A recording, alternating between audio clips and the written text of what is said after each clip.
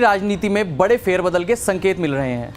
सूत्रों के मुताबिक खबर है कि सीएम नीतीश कुमार कल 28 जनवरी को अपने पद से इस्तीफा दे सकते हैं और ये खबर है कि इसके बाद शाम को नीतीश कुमार बीजेपी के विधायकों के समर्थन से फिर से सीएम पद की शपथ लेंगे।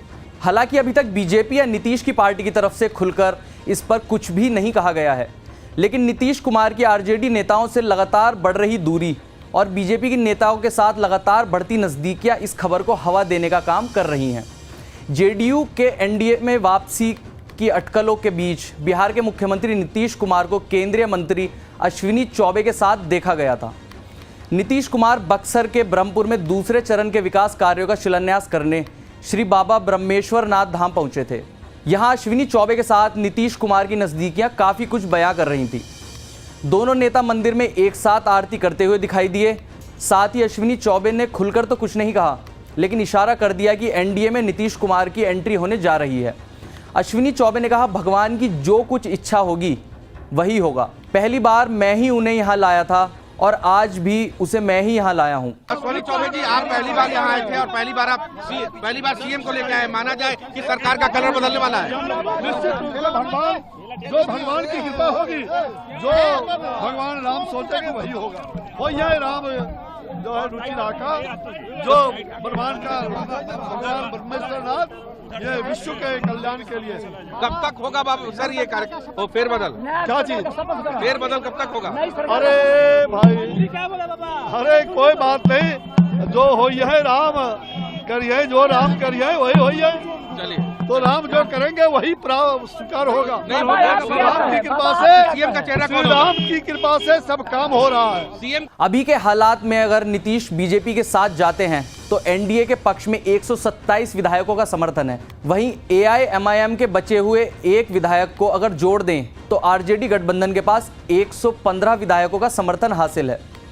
बिहार विधानसभा में जादुई आंकड़ा 122 है। नीतीश कुमार के आरजेडी से नाता तोड़ने की अटकलों के बीच आरजेडी ने 122 के जादुई आंकड़े तक पहुंचने के लिए 8 और विधायकों को साधने की कवायद शुरू कर दी है।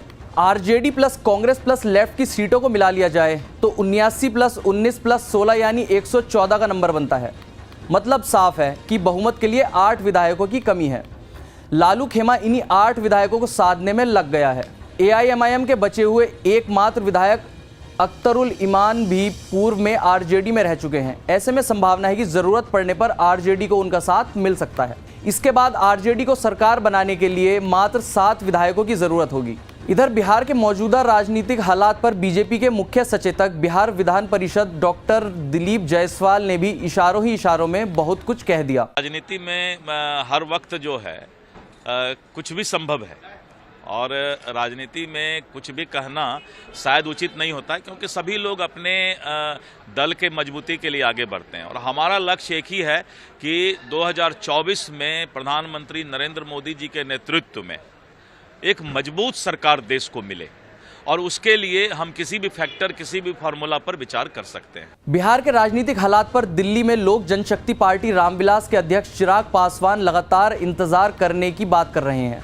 नीतीश कुमार के धुर विरोधी चिराग ने कहा, कुछ समय में सब पता चल जाएगा। आपने तस्वीरों का जिक्र किया, मुझे लगता है तस्वीरें बहुत कुछ बोलती हैं अपने में। इतना मैं जरूर बोलूंगा कि लोक जनशक्ति पार्टी रामविलास के मौजूदा बिहार में राजनीतिक घटना चक्र को देखते हुए कई सारी चिंताएं, कई सारे कंसर्न्स हम लोगों के रहे हैं।